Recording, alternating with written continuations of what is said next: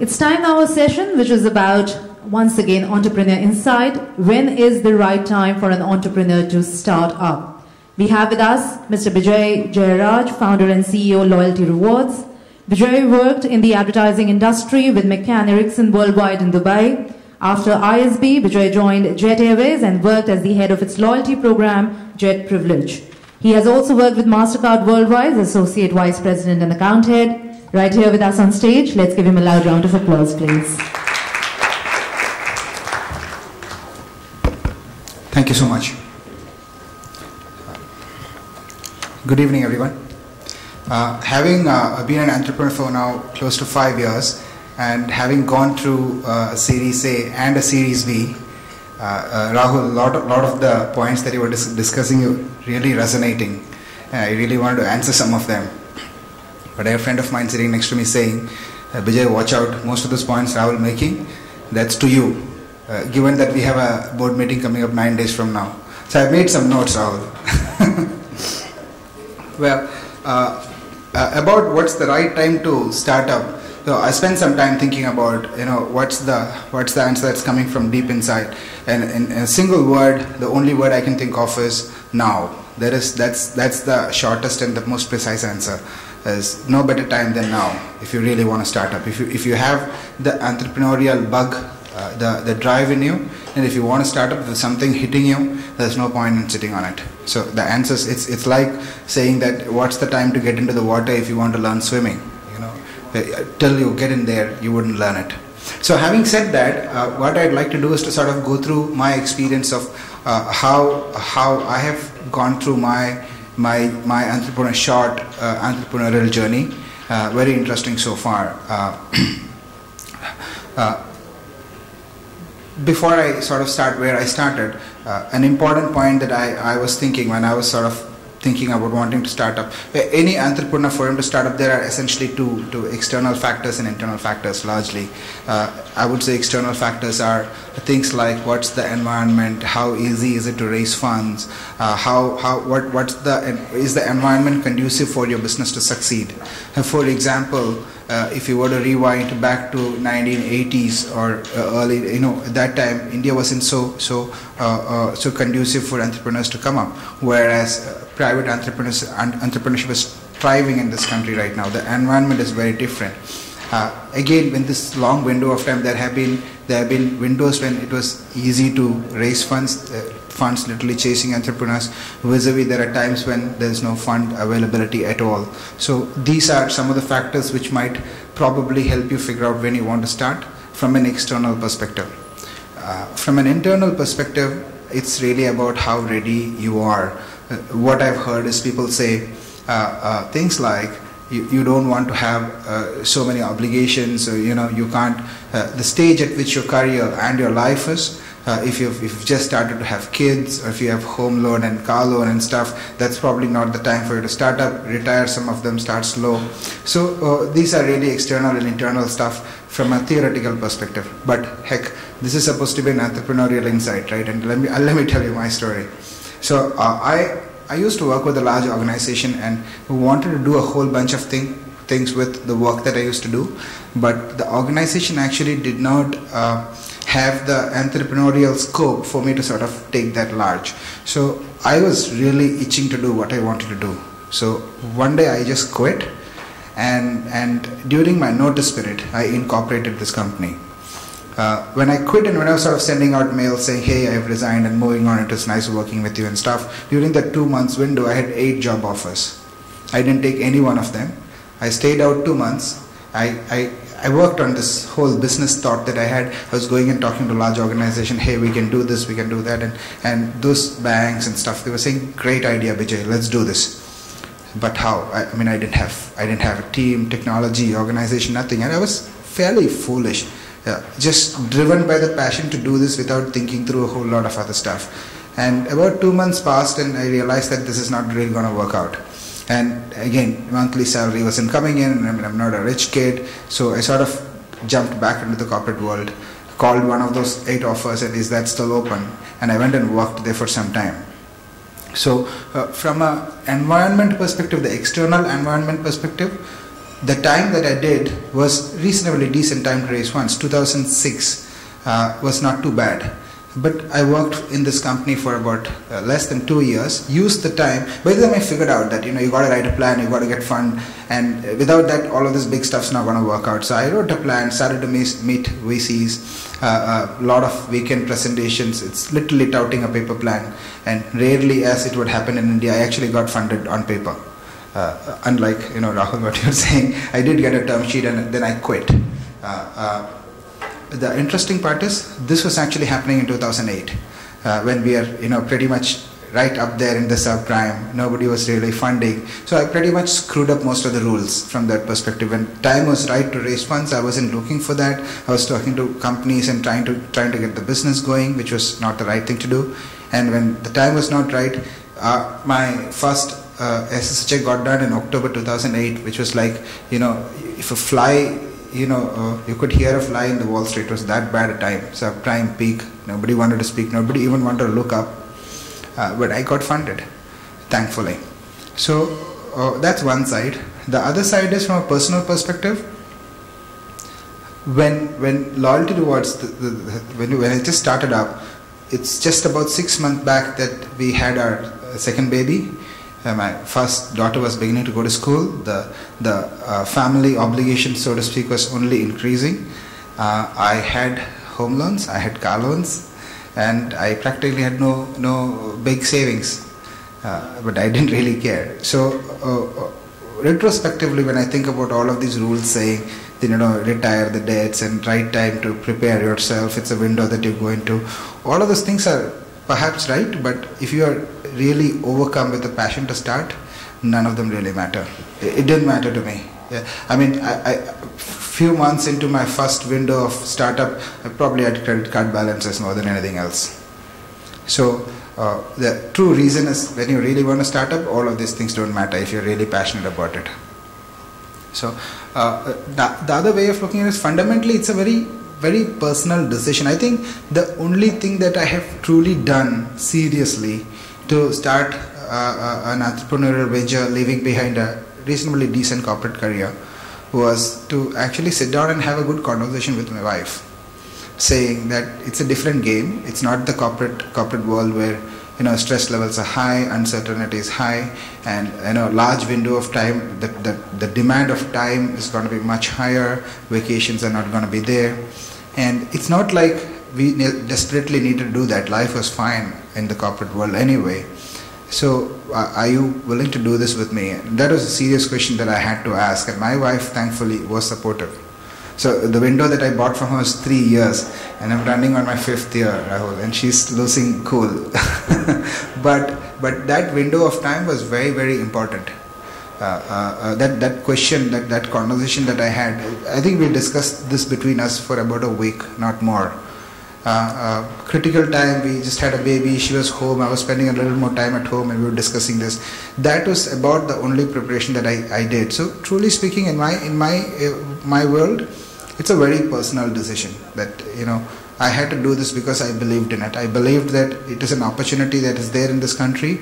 There is so much to do. I always felt that there are thousands of companies in this country who have thousands of customers on an everyday basis, and they do not know who those customers are, and they need help. Organized customer relationship management activities, database warehousing, they need help to understand who their customers are, what do they do, and someone's going to have to do it. I had experience in that field, and I thought it's a wonderful opportunity. The longer I delay, the longer I dilly-dally, someone else might just come and do it. But more than the worry about someone else might come and do it, I was really passionate about doing this myself. I loved doing that. So I think to me it's a very personal decision as to when to start up really. And another point which I have often heard, and it's perhaps right as well, is that they say that go out on top. So you're working somewhere and you have this entrepreneurial bug, but at the same time, if you're really pushed to do this, you don't like your boss, your career is not going anywhere, you're not getting promoted. So say, chalo, let's go and start up and see whether that will work out. That is not going to work out. They say that you've got to go out when you're on the top. Your corporate career is going very, very well.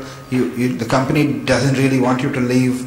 That's the time when you're full of confidence. That confidence is really going to help you during this first large window of time when you have no clients, not much traction, you're sort of kicking up the steam. You need all of that confidence. So it's very, very important to exit and do this in the right. This is really your plan A. This can't be your plan B to exit the corporate world.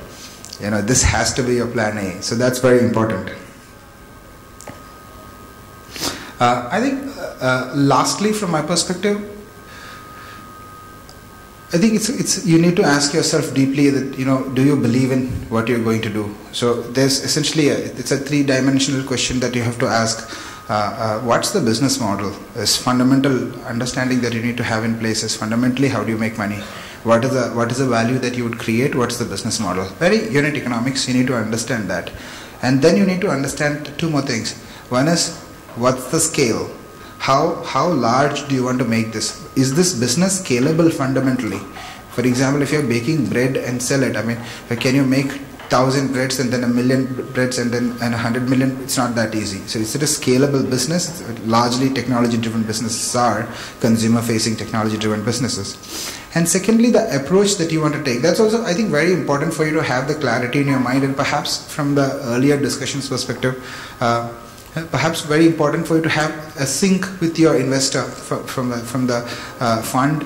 That what's the approach? If you want to say that I want to take a street, I will do something, make it work, and then expand it to the district and then to the state, and slowly I might grow. That's one way. Or if you want to say that I want to go to the central government of the country, talk to them and do it on a national level. So your incubation time might be longer, but you want to do it in a much bigger scale, starting from the top. So there are different approaches that you can take: grow bottom up or top down. The scale at which you want to start, and it's very important to have the sync, because investors looking for the next 1,000 sign up in the next street win, and you're talking about interfacing with the government officials for 6 months with no real progress. So if there is a disconnect, but 7th month you might actually get the whole thing at a national level.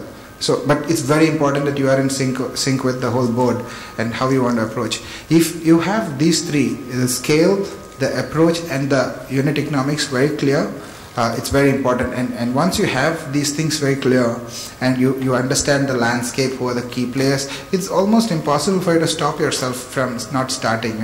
It will kick you. It will make you start. So that's really what my belief is. We've gone through a Series A, and subsequently we've gone through a Series B with Rahul on our board in Canaan Partners, and it's the 5th year of running so far. Even now, I'll tell you this from the bottom of my heart and at utmost sincerity. I find it extremely difficult every evening to tear myself away from the office. It's 7:30, 8, 8:30, 9, 9:30, 10, and sometimes wife's calling, and there are enough stuff to do there anyway. But I just love being there. I just love being there. I just love sitting in my office. I just love looking at what are the pitches that we're going to do tomorrow, or what are the challenges that we're facing, and start calling my colleagues who might be on their way home or home. I would have conversations till 10, 11 almost every day. And even a lot of my colleagues figure this out. They start calling me back at 10 o'clock, 11 o'clock. It's a full-time. It's not like a work-life balance. It's a full-time life. It's an intense full-time life that I just so love completely doing. And if you are in a position like that, then you can't stop. It's this, the question of when to start up is really not very, it will come to you. I think that's really about it. I can take questions. If there is anything specific from my 5 years of experience that, Series A, Series B, for example, Series A, I got the term sheet in December, and I signed the agreement in October next year. So that is a long window. And Rahul and I first met, something very, very distinct that you said, Rahul, that familiarity is very important if you don't understand and if you don't connect with the entrepreneur. So the first day I met Rahul, we scheduled to meet at 10:30, and I was there at 10:25, and we started the meeting. I was most of the time standing at the whiteboard with a felt pen, and literally the next thing I knew, it was 2 o'clock. And both of us had missed lunch. Rahul did not even actually offer a sandwich because we both missed lunch, and you did after that. But it was honestly a breeze. It was 5 minutes for me, and it was a good meeting, and subsequently, I think that was a meeting in December, and we signed again in next October. The term sheet was March. So these things take time, but yeah. Questions?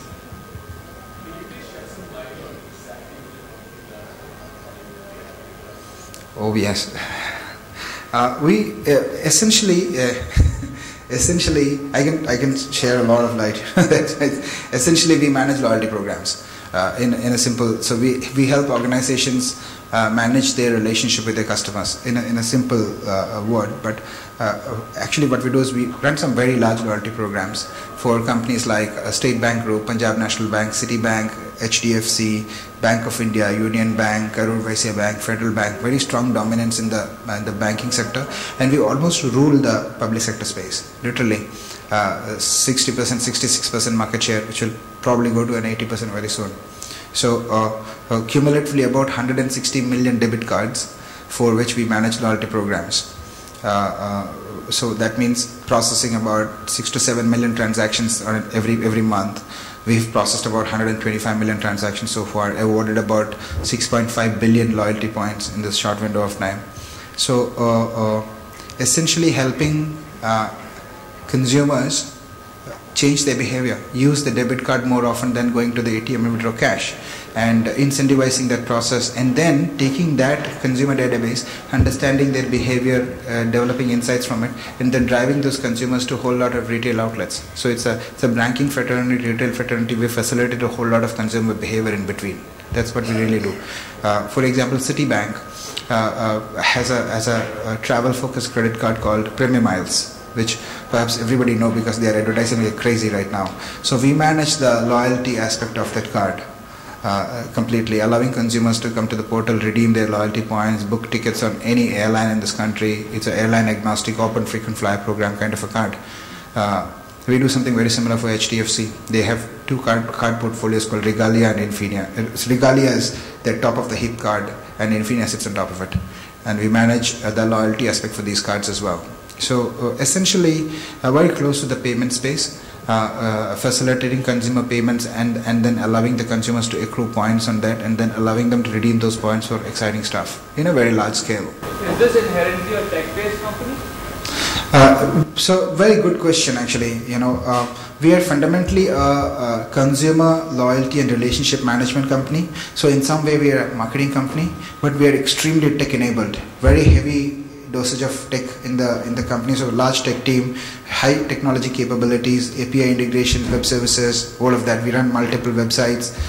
We process transactions real time. So very high tech capability, very tech enabled consumer services business. So to take a consumer lot and give them 1 million points, and then give them 100 million points, then give them 1 billion points, and so far we've given about 6.55 billion points. You need serious amount of technology to do that, but then you need consumers and those services, transactions, etc. also to be there. Work is life. That's work-life balance. No, I think I can't probably do this forever. So this is a debate that I have. It's a running debate with my wife as well. But I guess another few years for sure. The ringing the bell is a big dream. So that's probably one milestone that. Some sort of loyalty program, for large organizations, so they can incentivize their employee base. So it's an interesting question actually. So the employee loyalty is a big business in the US actually. It runs into multi-billion dollars in size, but somehow it's not taken off very, very large in India. There are a few companies, some prominent loyalty companies again, they were doing some employee engagement for Infosys and Wipro and Accenture, etc. It's not taken off, and some of them have got shut down eventually. It's not taken off in a big way. One of the things that I've seen is some of these programs that we run. For example, we run a gigantic program, 100 million plus members, perhaps one of the world's largest loyalty program, called Loylty Rewardz for the State Bank Group. Now, cumulatively, State Bank Group has about 250,000 employees. And they all have State Bank debit cards. And they actually, after the launch of the program, they themselves actually use this as consumers, not necessarily as employees. But what the bank could potentially do is to actually start doing internal, promotion. You get 5,000 points, which you can go and redeem. So those are innovative ideas, but the take-up is not very fast. You essentially told that you are not typical technologist. Okay. So how did you build this piece for your company? So we have a very strong tech team. So our CTO, he's a guy I knew during my airline days. I used to work for an airline at that time. We actually had gone and hired a technology platform from a company called Mercator based out of Dubai. And he was the project manager for that implementation. So he had come down from Dubai, based in Mumbai, implementing this whole loyalty technology platform, which Jet Airways uses to run the frequent fly program called Jet Privilege. So that is a long 3 months implementation where we changed the database migration and the whole new frequent fly program platform. So I knew him from those days. And when I wanted to start up, given that the tech platform is a critically important, he's the first guy I made a call saying, hey, will you quit that job and come down? And he said yes. And he's actually our current CTO, 21 years of experience, having implemented technology platform solutions across different countries, different parts of the world, deep dive guy. So he does that. I mean, I can't code to save my life. So were you paying him from the day one? Sorry? Was he on your rolls from the day one? No, not really. He came on board a bit later, so I managed in between with other folks. But it's technology platform. It's very strong technology team fundamentally. But I like I said, I can't code to save my life. But we had very good technology people who solved problems at each specific time. Hi, this is an interesting trajectory which you just shared. A quick question on picking a cue from there is how do you take care of your talent in terms of knowing that you're a startup and you're setting up with a limited fund to basically grow your business model to proof of concept to moment of truth, the go-to-market scenario. How do you build up your team with that kind of like taking people on board on a payroll or work on an equity? How does that work for you? So I think a few points. The core team, the executive team as we call it within, we are about 110 people and this executive team about 10 people. All of them have equity. So that's one. I mean, if we do that multi-billion-dollar listing, most of the people are going to be multi-millionaires. But that's really not the point. And I think that's the point that we don't really talk about much. The point is, more importantly, each and every person in the team is there because they want to be there. I'm 100% sure that everybody in my team will get a job if they go out in the corporate world in 5 minutes. Literally in 5 minutes. So they're there because they like being there. During the early days, the cohesiveness within the team was crazily high. I mean, we would just live in the office. When we were a small team of 5 people, 10 people, 25 people, we will work till 12 o'clock, go to Juhu to do Anda Burji, come back at 1 o'clock and again work. We would sleep in the office. So it was an extremely cohesive team. I had people quitting, IMA, investment banking job, chuck that and join the team for half the salary, literally half the salary. So people are there not because we can buy them, but this person specifically is a person who's actually an engineering gold medalist, worked with TCS, went to IMA, passed out of the McKinsey offer, chucked that, didn't take it, joined a bank as an investment banker, worked for a bunch of years, came and joined Loylty Rewardz with half the salary. And almost 7-8 months into the job, this person actually came and told me, Bijaei, I was really skeptical. I didn't know you, and a friend of mine told you about this mad bunch of people. I was skeptical, but I want to tell you something. I'm really happy coming to work every morning, and that was very, very important to me. It's another person who I knew from my earlier organization, but wasn't a friend. But I heard from a bunch of people that he's a good guy, so I reached out to him. And I said, hey, will you like to consider working with us? So I actually wasn't very sure whether we would like him or he would like us. So I proposed this innovative method, which we actually subsequently did with many people. It really works. We told them, listen, dude, just come and hang out with us. For you take a weekend off, and for us, weekend doesn't matter. We work all the time. So come and spend the weekend with us. And what does that mean? Really hang out in the office, sit in various meetings, or contribute if you like to, participate in the discussions. And it's not, there's a bit of confidentiality, whether we might be talking about some internal stuff, about some clients, but you know what, we'll take the risk. if it doesn't work out, don't talk about it, please. But just come and spend time. And he was in Bangalore. He flew down to Mumbai, and that was one of the craziest week which we had. So he was there for Friday, Saturday, and Sunday. I actually picked him up from the airport, and he was there. And I actually got zero time with him during those 3. And it was actually one of the large programs going live. So it's actually SBI going live. A critical important weekend for us. Monday is a critical important day. And Sunday evening, I took the time off finally to drop him back to the airport. So I told him, okay, so one weekend is over, so would you like to come any further next weekend? And we had a good time with you. So sitting in the car, he actually told me, you guys are a complete mad lot of people, and I don't want to miss this. And he was on board in like 3 weeks' time. He's an IIT, IIM guy, and there's no other way you could afford people like that. But he really liked hanging around with us. We talk an interesting language. Thank you so much. Good evening.